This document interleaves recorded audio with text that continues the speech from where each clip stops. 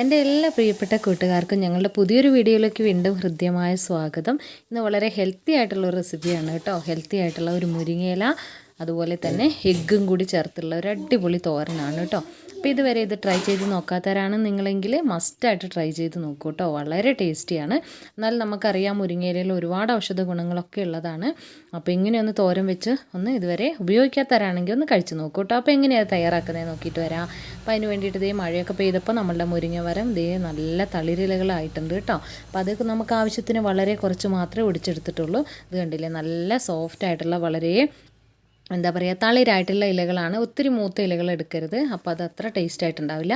പിന്നെ ഈ മുരിങ്ങയില ഉപയോഗിക്കുമ്പോൾ ഊരി എടുക്കുമ്പോൾ കറി വെക്കാനായിട്ട് എടുക്കുമ്പോൾ ഒരിക്കലും നമ്മളത് മറ്റുള്ള ചീരകൾ ഉപയോഗിക്കുന്ന പോലെ കത്തി ഉപയോഗിച്ചിട്ട് അരിയരുത് കേട്ടോ. അത് ഭയങ്കരമായിട്ട് നമുക്ക് ടേസ്റ്റിൽ ഡിഫറൻസ് ഉണ്ട്. ഭയങ്കരമായിട്ടൊരു കയ്പ്പ് ടേസ്റ്റ് ആയിരിക്കും പിന്നെ ആ മുരിങ്ങയിലേക്ക് കേട്ടോ. അപ്പോൾ കൈ ഉപയോഗിച്ചിട്ട് തന്നെ നന്നായിട്ട് വാഷ് ചെയ്ത് ജീവികളൊന്നുമില്ല എന്ന് ഉറപ്പ് വരുത്തിയതിന് ശേഷം കൈ കൊണ്ട് തന്നെ നന്നായിട്ട് ഇലകളൊന്ന് ഊരിയിടുക. അല്ലെങ്കിൽ നമ്മൾ തലേ ദിവസം തന്നെ ഈ മുരിങ്ങയില നന്നായിട്ട് വാഷ് ചെയ്ത് വെള്ളം ഒന്ന് വാർന്ന് പോകാൻ വെക്കുക. വെള്ളം വാർന്ന് കഴിയുമ്പോഴത്തേക്കും ഒരു പത്രക്കടലാസിൽ പൊതിഞ്ഞ് വെക്കുകയാണെങ്കിൽ പിറ്റേ ദിവസം രാവിലെ ആകുമ്പോഴത്തേക്കും ഫുള്ളായിട്ട് ഇലകൾ പൊഴിയും കേട്ടോ. അപ്പോൾ അങ്ങനെ ഒന്ന് ചെയ്ത് നോക്കും. അതും നല്ല ബെസ്റ്റായിട്ടുള്ളൊരു ഐഡിയ ആണ് കേട്ടോ. അപ്പോൾ ഇത് ഞാനെല്ലാം മുരിങ്ങയില ഇതുപോലെ ഒന്ന് ഊരിയെടുത്തു. പിന്നെ അതിലേക്ക് നമ്മളൊരു 4 പച്ചമുളക് ഒന്ന് കീറിയെടുത്തിട്ടുണ്ട് കേട്ടോ. പിന്നെ ഒരു 4 ചെറിയുള്ളിയാണ് എടുത്തിട്ടുള്ളത്. ചെറിയുള്ളി കട്ട് ചെയ്ത് 2 മുട്ട എടുത്തിട്ടുണ്ട് കേട്ടോ. വളരെ ടേസ്റ്റി ആയിട്ടുള്ളത് എന്നാൽ വളരെ പെട്ടെന്ന് തയ്യാറാക്കാൻ പറ്റുന്നതുമായിട്ടുള്ള ഒരു വിഭവമാണ്. ഭയങ്കര ടേസ്റ്റാണ്. നിങ്ങൾ എന്തായാലും ഒന്ന് പ്രിപ്പയർ ചെയ്ത് നോക്കണം കേട്ടോ. അപ്പോൾ ഇതുപോലെ തന്നെ വേറെ നിങ്ങൾക്ക് മുരിങ്ങയിലായിട്ട് ബന്ധപ്പെട്ട മറ്റുള്ള റെസിപ്പീസൊക്കെ ഇതുപോലെ പെട്ടെന്ന് വെക്കാൻ പറ്റുന്നതൊക്കെ ഉണ്ടെങ്കിൽ നമുക്ക് ഷെയർ ചെയ്യൂ കേട്ടോ. അപ്പോൾ നമുക്കതൊന്ന് ഉണ്ടാക്കി നോക്കാമല്ലോ. പിന്നെ ഇത് കണ്ടില്ലേ, ഇതെല്ലാം ഒന്ന് അരിഞ്ഞെടുത്ത് 2 പച്ചമുളക് നമുക്ക് ഒരു ചെറുതായിട്ടൊന്ന് പഴുത്തതാണ് കേട്ടോ. അപ്പോൾ എന്നാലും പ്രശ്നമൊന്നുമില്ല. അപ്പോൾ ഇതുപോലെ ഒരുപാട് മൂത്ത തണ്ടുകളൊന്നും അതിലിടരുത്. ഒത്തിരി മൂത്ത ഇലകളാണെങ്കിലും അതും ചേർക്കരുത് കേട്ടോ. പിന്നെ നമ്മൾ ഈ 2 മുട്ടയൊന്നൊരു പാത്രത്തിലേക്ക് ആദ്യം ഒന്ന് പൊട്ടിച്ചൊഴിച്ചിട്ടുണ്ട്. പിന്നെ അത് കുറച്ച് കുരുമുളക് പൊടിയും അതുപോലെ തന്നെ ഉപ്പും ചേർത്തിട്ടൊന്ന് ഇളക്കി വെക്കുന്നുണ്ട് കേട്ടോ.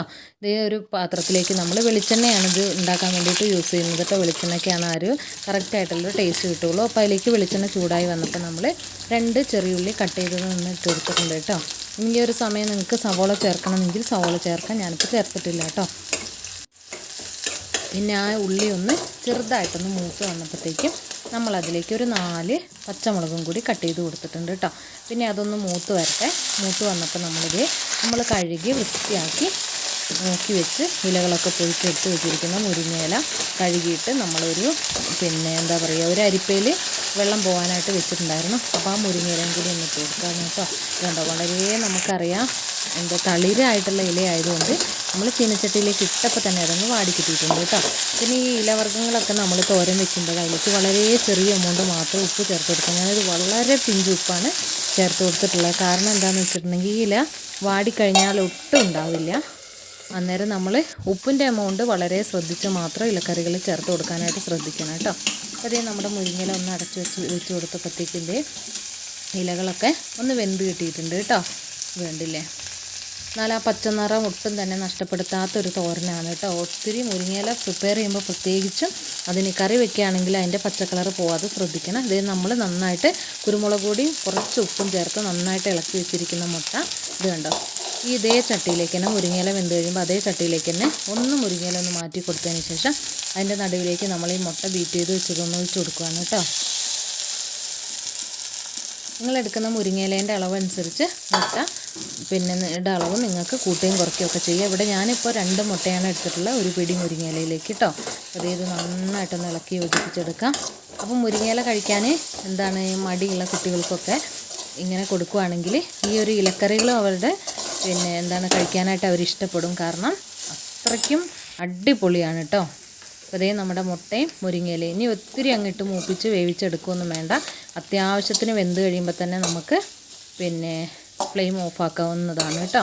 ഇതുണ്ട്, അങ്ങോട്ടും ഇങ്ങോട്ടും ഒട്ടിപ്പിടിക്കൊന്നുമില്ല. മുട്ടയൊന്നും കൂടി നന്നായിട്ടൊന്ന് ഇങ്ങനെ ചിക്കി എടുത്താൽ മതി. ഇത് കണ്ടില്ലേ, ആ മുരിങ്ങയിലേൻ്റെ കളർ ഒട്ടും തന്നെ നഷ്ടപ്പെട്ടിട്ടില്ല. എന്നാൽ നന്നായി വെന്തിട്ടുണ്ട്.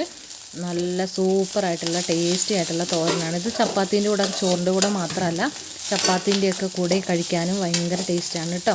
അപ്പോൾ വളരെ ഹെൽത്തിയാണെന്നുള്ളതാണ് പ്രധാനപ്പെട്ട കാരണം.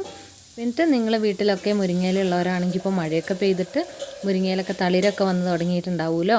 അപ്പോൾ ഈ മുരിങ്ങയിലയും കൂടി ചേർത്ത് ഇതുപോലൊരു മുട്ടത്തോരൻ തയ്യാറാക്കി നോക്കൂ കേട്ടോ.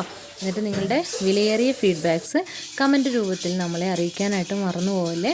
അപ്പോൾ ഞങ്ങളുടെ ഈ കുഞ്ഞു റെസിപ്പി നിങ്ങൾക്ക് ഇഷ്ടമാവുകയാണെന്നുണ്ടെങ്കിൽ നിങ്ങളുടെ ഫ്രണ്ട്സിനും റിലേറ്റീവ്സിനും ഒക്കെ ഒന്ന് ഷെയർ ചെയ്ത് കൊടുക്കാനായിട്ട് മറന്നു പോകല്ലേ കേട്ടോ. അപ്പോൾ അടുത്തൊരു നല്ല വീഡിയോ ആയിട്ട് നമ്മൾ വീണ്ടും കാണുന്നതായിരിക്കും. അതുവരേക്കും എല്ലാവരോടും ഒരുപാട് സ്നേഹം. Thank you for watching. അപ്പോൾ നമ്മുടെ വീഡിയോസിൻ്റെ എന്താ പറയണ്ടേ, കണ്ടു കഴിഞ്ഞ ശേഷം നിങ്ങൾക്ക് ഇഷ്ടമാവുകയാണെന്നെങ്കിൽ മാത്രം നമ്മളെ ഒന്ന് സബ്സ്ക്രൈബ് ചെയ്യാൻ മറന്നു പോകല്ലേ കേട്ടോ. സബ്സ്ക്രൈബ് ചെയ്യുമ്പോൾ തൊട്ടടുത്തുള്ള ഓൾ എന്ന ഓപ്ഷനും കൂടി ഒന്ന് ക്ലിക്ക് ചെയ്ത് കൊടുക്കണേ. എന്നാൽ മാത്രമായിരിക്കും നമ്മൾ പുതിയതായിട്ടിടുന്ന വീഡിയോസൊക്കെ നിങ്ങൾക്ക് നോട്ടിഫിക്കേഷൻ എത്തിച്ചു തരുന്നതായിരിക്കും കേട്ടോ. അപ്പോൾ അടുത്തൊരു നല്ല വീഡിയോ ആയിട്ട് നമ്മൾ വീണ്ടും വരും. അതുവരേക്കും എന്താ പറയണ്ടേ, എല്ലാവരോടും ഒരുപാട് സ്നേഹം. ഈ റെസിപ്പി നിങ്ങളൊന്ന് ട്രൈ ചെയ്ത് നോക്കണം. എന്നിട്ട് കമൻറ്റ് സെക്ഷനിൽ വരാനായിട്ട് മറന്നു പോകല്ലേ കേട്ടോ. അപ്പോൾ thank you for watching. Thank you all.